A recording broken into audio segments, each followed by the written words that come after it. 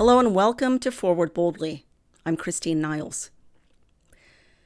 I sometimes wonder if President Trump is playing 4D chess.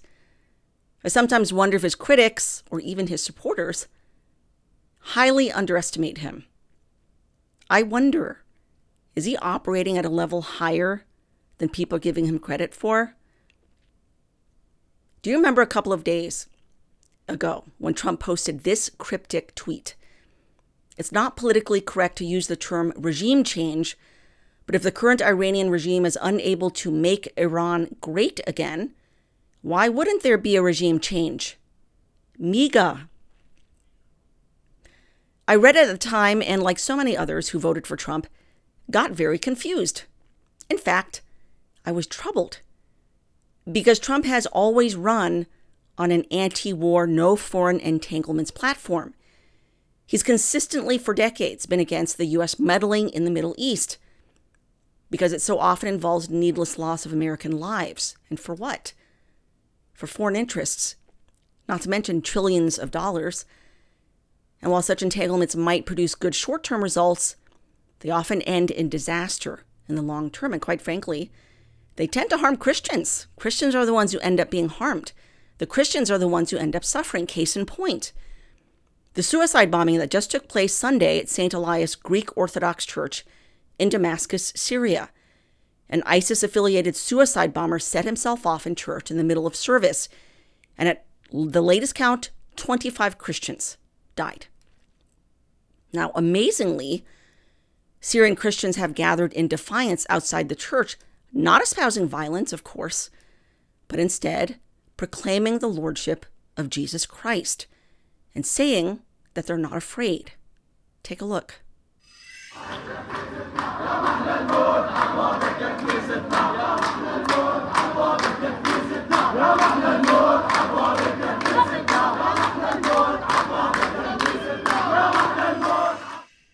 An amazing witness. We can all learn from them and their courage, their heroism, and their incredible faith. And we should also pray for their protection because it is the first Islamist attack on Syrian Christians after the new president, Ahmed al-Sharaa, was installed about 6 months ago. Now, al-Sharaa was formerly a member of al-Qaeda, which, as we know, was sworn enemies with the United States. He fought with al-Qaeda against the U.S. He came to power after toppling the regime of Bashar al-Assad, a regime that the U.S. government wanted overthrown. The U.S. government supplied arms and aid to rebel forces in order to topple Assad. But the man now in power is arguably worse. While Assad did crack down brutally on dissent, he also protected Christians, and Christians heavily supported and defended Assad. But with Assad gone, and now an Islamist-led government installed, with, of course, the full help and support of the U.S. government, Christians are suffering. They're suffering in a way that they were not suffering under the prior regime. Or let's take a look at Iran. The CIA finally admitted 60 years after the fact that it was involved in toppling Iran's leader Mossadegh and installing the Shah, who was friendlier towards the West. And what was Mossadegh's crime, which warranted U.S. intervention in the rule of a sovereign nation? What was his crime or his offense? He wanted to take back control of Iran's oil supply, which up till then had been under British control.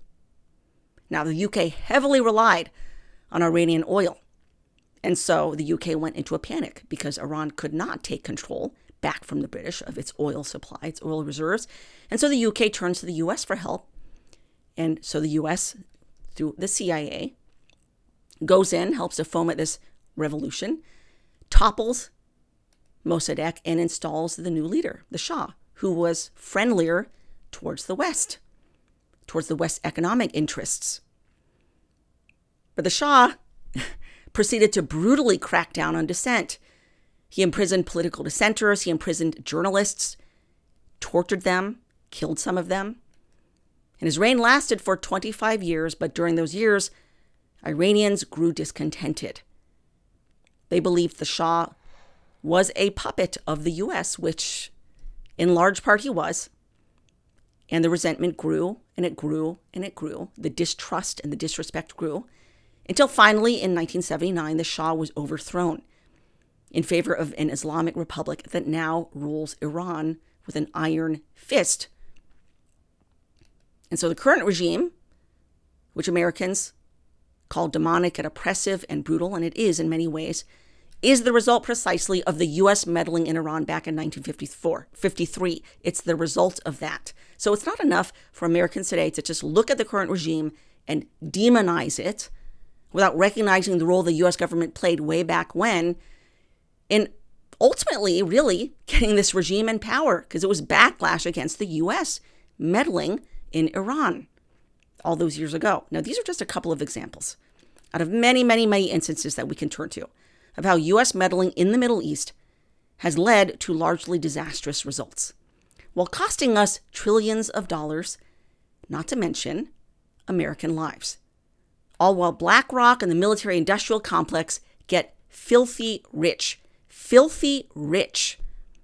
off manufacturing more and more arms, weapons, munitions. It is blood money, and it is in their interest to keep these wars going, including those politicians who profit off of this. And there are indeed politicians who profit off the endless wars. Don't be naive. That's how it works. And Trump, to his credit, has always stood against this. Always. He's been consistent. Listen to him on the Republican debate stage back in 2016. Mistake. The war in Iraq, we spent $2 trillion, thousands of lives. We don't even have it. Iran is taking over Iraq with the second largest oil reserves in the world. Obviously, it was a mistake. So George Bush made a mistake. We can make mistakes, but that one was a beauty. We should have never been in Iraq. We have destabilized the Middle East. But so you still think he should be impeached? I think it's my turn, isn't it? You do whatever you want. You call it whatever you want. I want to tell you, they lied. Okay. They said there were weapons of mass destruction. There were none, and they knew there were none. There were no weapons of mass destruction. All right. Governor Bush. And so this is why so many of us who supported Trump were so confused by his tweet appearing to support regime change in Iran. In fact, many of his base got quite angry with him, saying that he was betraying the people who voted for him on his anti-war, no foreign meddling platform. And this is where I wonder if he's playing 4D chess. Because on Air Force One this morning, he said this. Can you clarify what you meant when you mentioned regime change in your Truth Social post the other night? Which? Regime change. Do you want to see regime change in Iran? No. If there was, there was. But no, I don't want it. I'd like to see everything calm down as quickly as possible. Regime change takes chaos. And ideally, we don't want to see so much chaos. So we'll see how it does. So in fact, the truth is he does not support regime change in Iran, at least not U.S.-backed regime change. He said it always leads to chaos. And our track record in the Middle East shows that it does. Not just chaos, but massive resentment from people in the region who then produce more terrorists to keep threatening and attacking the U.S. There's a good TV series that I recommend that you watch to understand how this happens. It's the first season of Jack Ryan, starring John Krasinski. You can watch on Amazon Prime. It's got some great action scenes. It's a good storyline, good acting, all of that. But it also shows how the protagonist, a Syrian terrorist, Ali Suleiman, and his brother became radicalized. Because the opening scene essentially is they're playing outside, they're little boys, they're playing outside. Suddenly, a U.S. aircraft comes by, drops some bombs in Lebanon. They're in Lebanon at the time. And their family's destroyed. Their mother dies. Their childhood home is destroyed. And then the next thing you know is, you cut to the present. And at this point, Suleiman, he is now a radicalized Islamist who hates America. And so that sets the stage for the entire TV series. But like I said, it's very well done. And not to give any spoilers, but at sort of the end, it closes on a scene, once again, a flashback of Suleiman in prison, a younger one, not a child, but, an adult. And it shows him a changed man, almost with this religious fervor in his eyes, because he has discovered an extremist devotion to Islam that now finds its mission in the destruction of the West. But where did it all start? It all started when he was a little boy playing outside. U.S. aircraft comes by, bombs his childhood home, kills his mother. It's actually a very well done series. It's very pro-American. It's patriotic. It puts our covert operations, our military, our servicemen in a very good light. But I think that there may also be a subtle critique in there of U.S. foreign policy in the Middle East, the violence, the supplying of weapons, the bombings, the innocent people, because there are innocent people who suffer from this, leading to unintended consequences, radicalizing certain segments of the population who have suffered, who've lost loved ones. And then they turn that resentment, that hatred towards the U.S. They make it their life's mission to destroy the West. And of course, this is not a defense of terrorism. Of course not. That should go without saying. But, like if you're a child who's playing outside, whose home and family that gets bombed, you're just an innocent bystander, and it gets bombed by U.S. aircraft or by munitions sold or given to rebels or terrorists that end up destroying your home. You can see how this happens. It's just a fact. So while the U.S. has been trying to put out fires in the Middle East for decades, we are unfortunately and unwittingly also starting fires. And so this is precisely why Trump has always been opposed to meddling in the Middle East. It is why his speech in Saudi Arabia in May was historic. He rejected this decades-long notion that it's America's job to export democracy to all parts of the world. It is not. And this is what Trump said during that speech. Quote, "Far too many American presidents have been afflicted with the notion that it's our job to look into the souls of foreign leaders and use U.S. policy to dispense justice for their sins. It is God's to sit in judgment. My job to defend America and to promote the fundamental interests of stability, prosperity, and peace."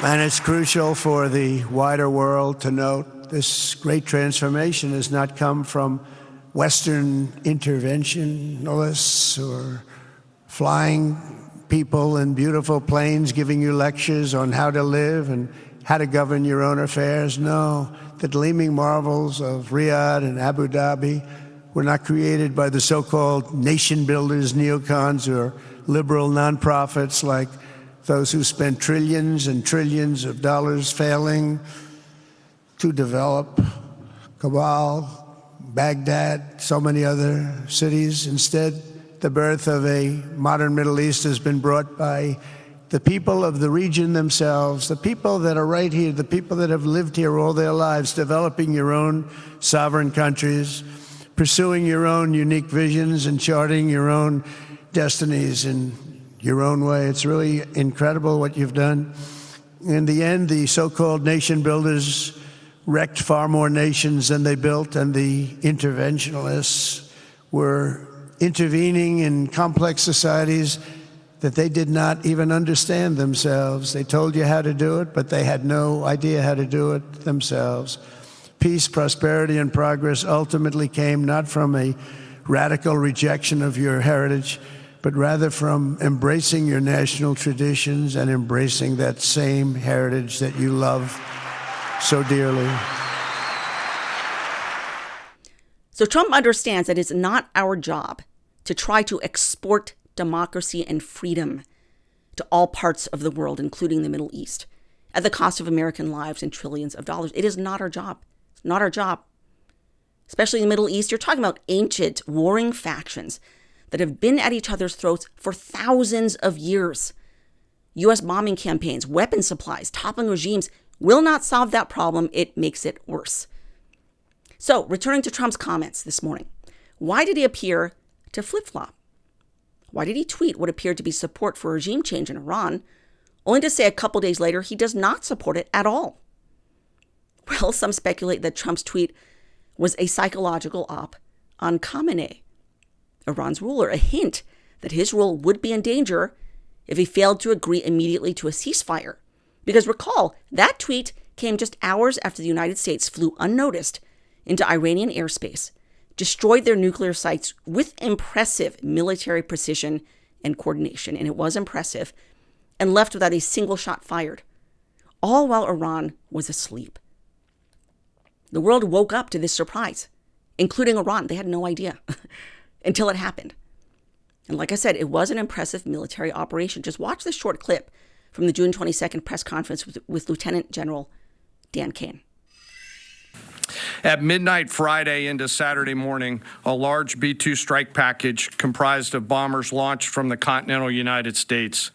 As part of a plan to maintain tactical surprise, part of the package proceeded to the west and into the Pacific as a decoy, a deception effort known only to an extremely small number of planners and key leaders here in Washington and in Tampa.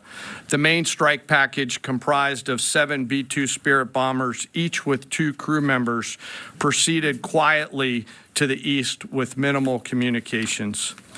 Throughout the 18-hour flight into the target area, the aircraft completed multiple in-flight refuelings.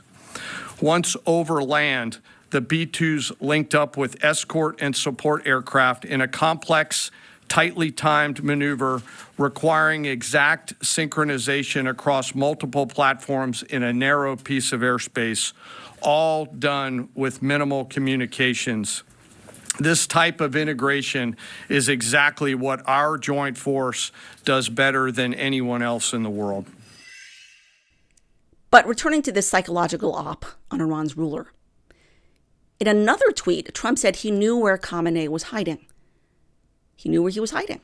So in light of that, the ruler was probably thinking the U.S. could just as easily sneak in the dead of night, take me out with a single strike, and leave without a trace, all while I and everybody else is sleeping. Well, within a day, both Israel and Iran agreed to a ceasefire, as we know. And people were praising Trump and saying he deserves the Nobel Peace Prize. And I actually agree with that. He does. You know, what he accomplished in only 12 days was remarkable. This war could have gone on for who knows how long. It was pretty much over in 12 days. Now, of course, we know both sides broke the ceasefire. They broke it. And just to clarify, both sides broke it. Both sides, just to be clear. In fact, Trump made this clear in multiple tweets and his now infamous F-bomb dropped on live TV.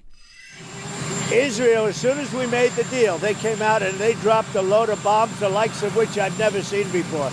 The biggest load that we've seen. I'm not happy with Israel. You know, when I say, okay, now you have 12 hours, you don't go out in the first hour and just drop everything you have on them. So I'm not happy with them. I'm not happy with Iran either. But I'm really unhappy if Israel's going out this morning because of one rocket that didn't land, that was shot, perhaps by mistake, that didn't land. I'm not happy about that. You know what? We basically have 2 countries that have been fighting so long and so hard that they don't know what the they're doing. And notice he was very upset, particularly with Israel. Let's be honest. He was very upset. In fact, I have never seen him that angry, such as to drop an F-bomb on live TV. He's never done that before. But it appears he had a sternly worded phone call with Netanyahu, you know, after they both breached the ceasefire. And as a result of that phone call, apparently Israel has agreed to hold off on further strikes. Both parties claim that they will hold to the ceasefire. So we will see. We should pray and we'll see. Chess, not checkers. I know a lot of people were concerned that we would be starting World War III with this sneak attack on Iran's nuclear sites. I admit I was deeply troubled by that possibility. But it turns out that that was never Trump's goal. And I, for one am grateful. You know, I mean, of course you have war hawks like Senator Lindsey Graham urging us to go to war with Iran. He's always urging us to go to war. And fortunately, Trump doesn't listen to people like Graham. Thanks be to God. Trump fundamentally wants peace. That is his goal. But another aspect of this, and this is why I think Trump is indeed playing 4D chess, he's playing at a higher level than the rest of us think, is that swiftly taking out Iran's nuclear sites also removed Israel's primary reason for pressuring the U.S. to get involved in a war with Iran. The deadline for attaining this goal is getting extremely close. And Iran, by the way, is also outpacing Iraq in the development of ballistic missile systems that they hope will reach the eastern seaboard of the United States within 15 years.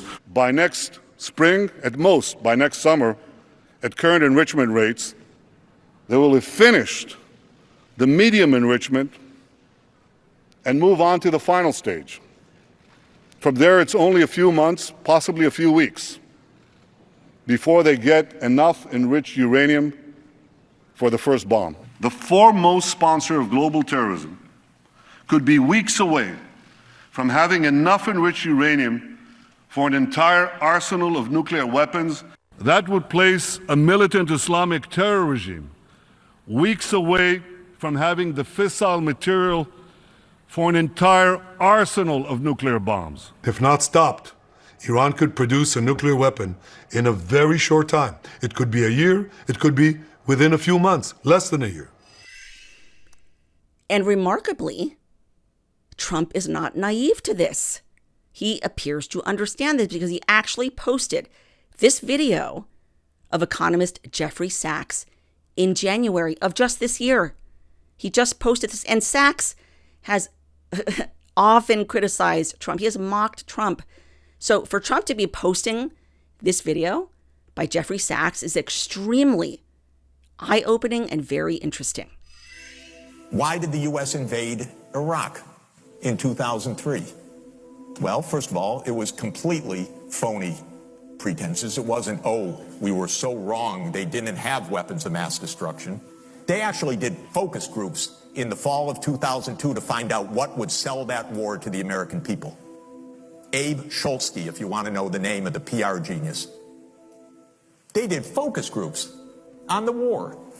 They wanted the war all the time. They had to figure out how to sell the war to the American people, how to scare the shit out of the American people.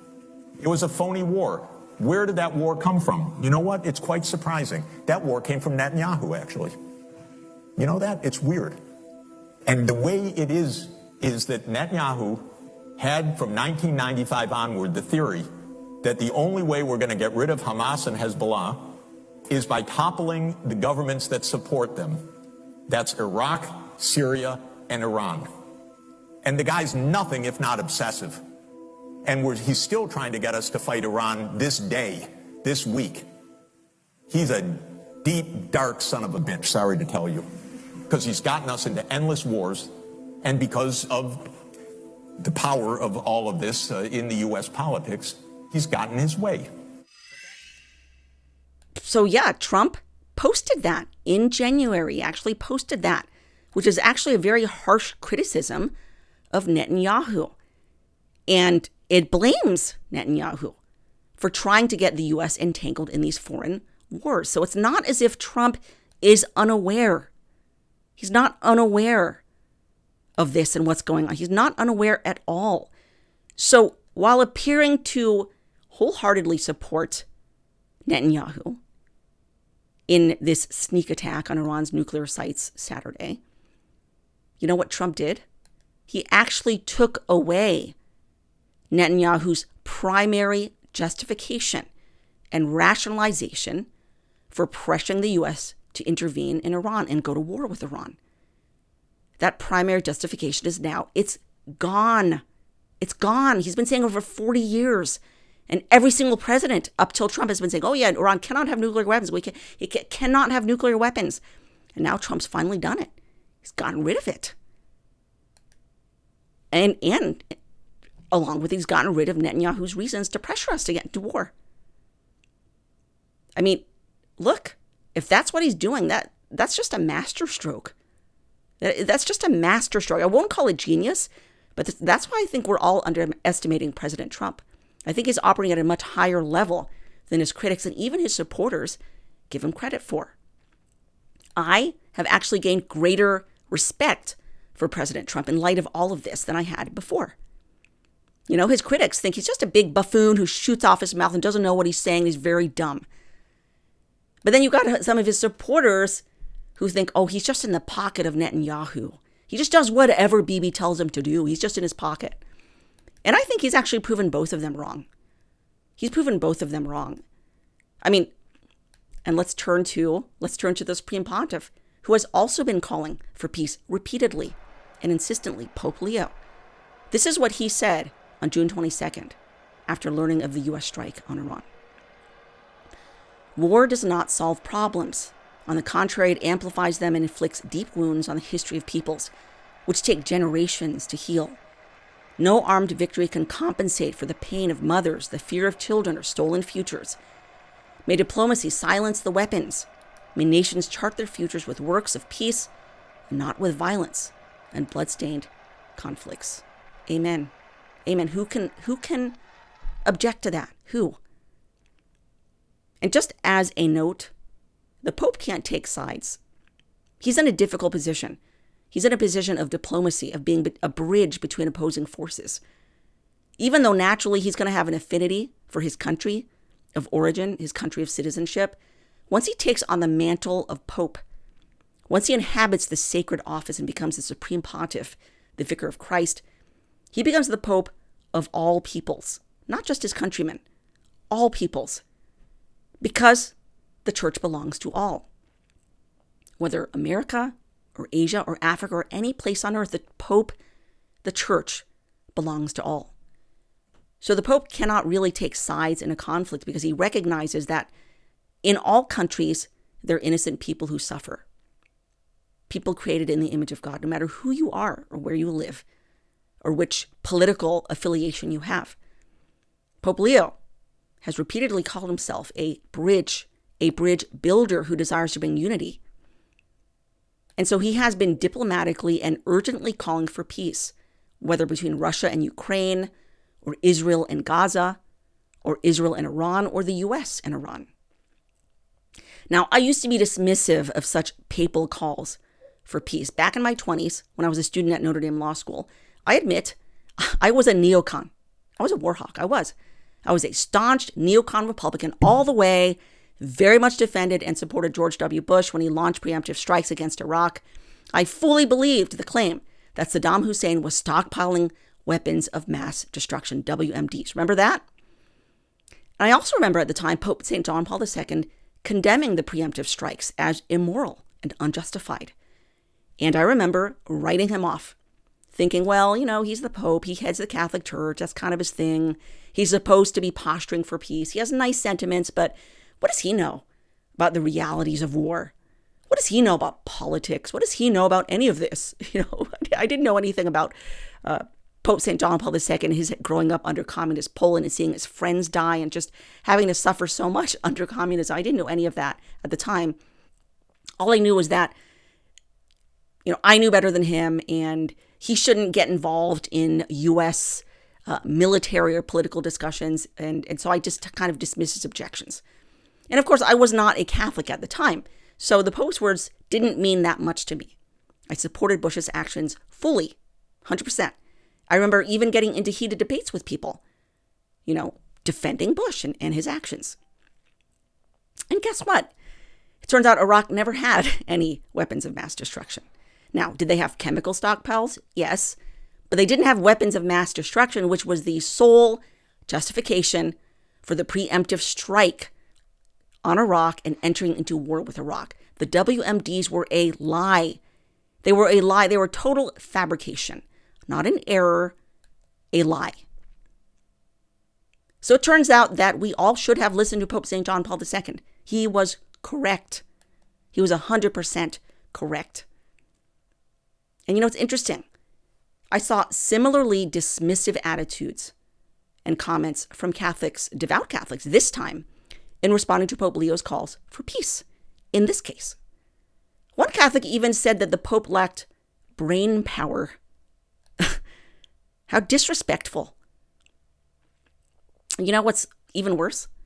I have seen so-called devout practicing Catholics even giddy, almost giddy at the prospect of potential war with Iran. Like giddy, almost excited about it. How can you call yourself a Christian, a devout Catholic, and get giddy over the prospect of war? Honestly, what is wrong with you? What is wrong with you? Innocent people suffer and die in war. That's just the case with war. Yes, bad people die, but so do innocents, many, many innocents, which always makes war a tragedy. Always, no matter how righteous your cause. War is always a tragedy. And it's why Pope St. John Paul II said, that war is always a defeat for humanity. It is always a tragedy because it results in destruction and terrible loss of life, including of innocence, of many civilians. Do we sometimes have to go to war? Of course. The church has just war doctrine, and there are certain criteria that if you meet those criteria, then you can go to war, but it's always the last resort. It's never the first resort. It's never the, ooh, let's do it. Let's bomb the crap out of them. Anybody who thinks that way, I'm sorry, you're not a Christian. You don't understand Christ. You don't understand your Catholic faith. If you get giddy over that sort of thing, I cannot understand that mindset. And there are a lot of pro-life people who supported Trump because of his pro-life platform, which, granted, is not perfect. I have strongly opposed his support of IVF. I've strongly opposed it, and we need to continue to oppose it because IVF is not pro-life. It goes against Catholic teaching. We should condemn IVF. But pro-life encompasses far more than abortion and protecting the unborn. As we all know, it encompasses all life from the beginning to the very end. So if you claim to be pro-life, but you're also very pro-war, then I question your pro-life bona fides. If you claim to be pro-life, but you're eager to send our men and women to fight and potentially lose their lives in endless foreign wars, then I question your pro-life commitment. If you claim to be pro-life, you don't recoil in horror and sickness and sadness at the death of civilians, especially of mothers and children and babies in the tens of thousands, because their cities are being carpet bombed and destroyed. If you don't recoil in horror and sadness over that sort of thing, then I don't think you're pro-life. I don't think you truly value life. You know, you have this us versus them mentality where they don't matter. Their lives are less valuable because they belong to this regime, or maybe they look a certain way, or they have different set of beliefs, whatever it is, or because we're at war with them, and therefore their lives don't value as much. That is absolutely 100% opposed to Catholic teaching, opposed to the mind and the heart of Christ. Every single individual is created in the image of God, is endowed with dignity in the eyes of God, and stands before God with equal worth and equal dignity. Our value before God is beyond comprehension, and it doesn't matter who you are.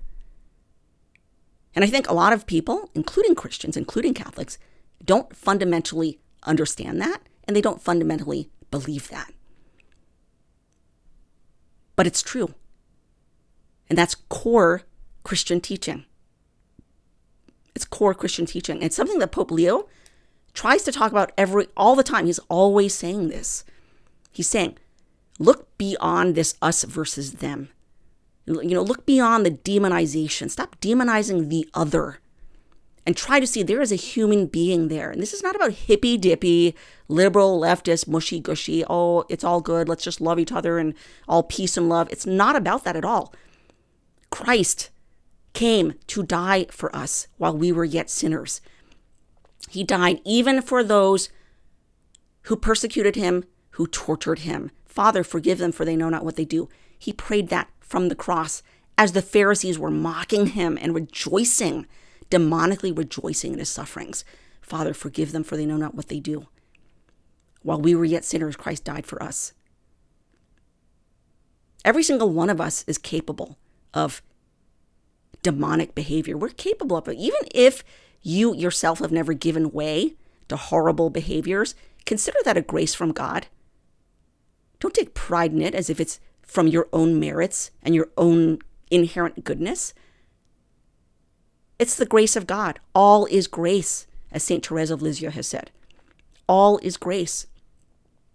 And this is why the saints are saints, because they recognize this fundamentally, that every single good thought, word, or deed that came from them didn't fundamentally come from them.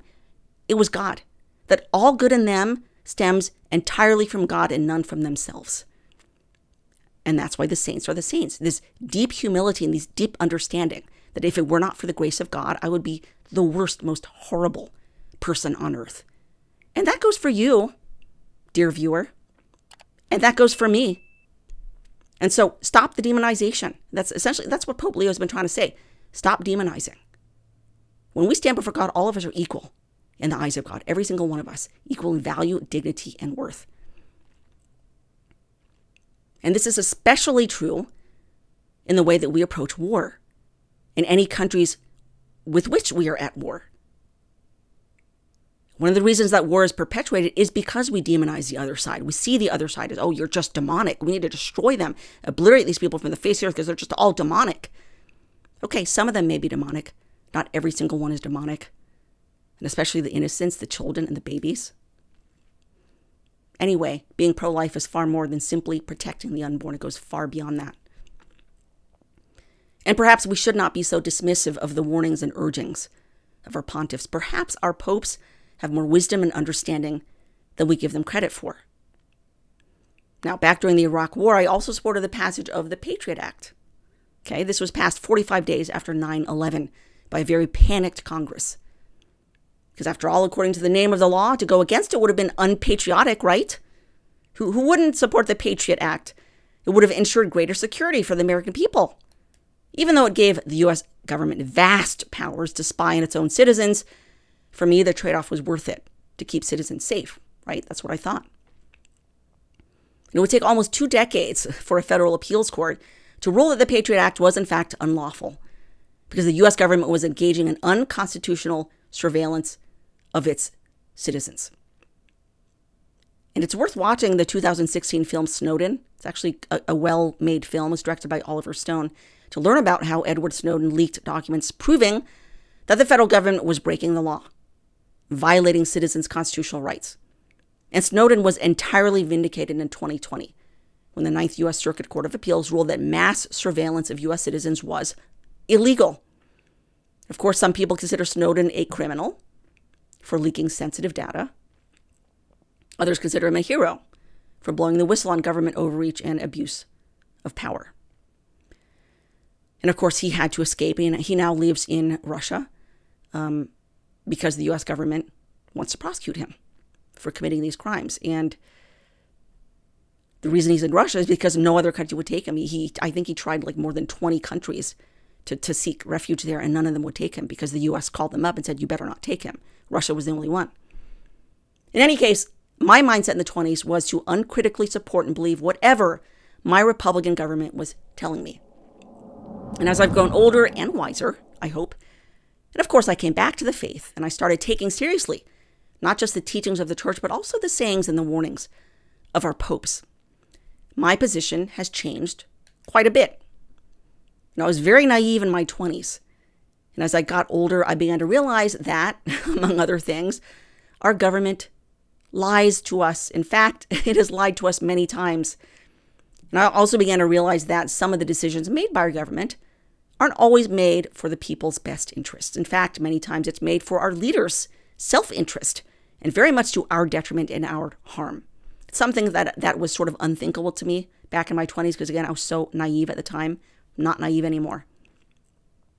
And one of the books that has helped open my eyes is this excellent book titled The Devil's Chessboard, Alan Dulles, The CIA and the Rise of America's Secret Government. It is well written. It's written like a novel. It's very readable and details the work of the CIA's first director, Alan Dulles. Alan Dulles was actually a Catholic, a very bad Catholic.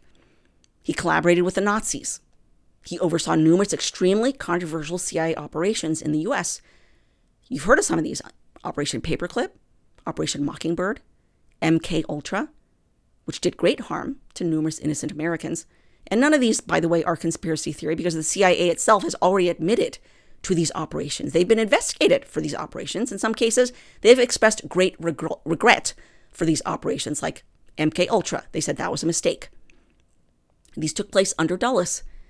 Dulles essentially turned the CIA into a lawless death squad with zero accountability. I mean, there's no other way to put it. And Dulles was fired by JFK, our nation's first Catholic president. Why?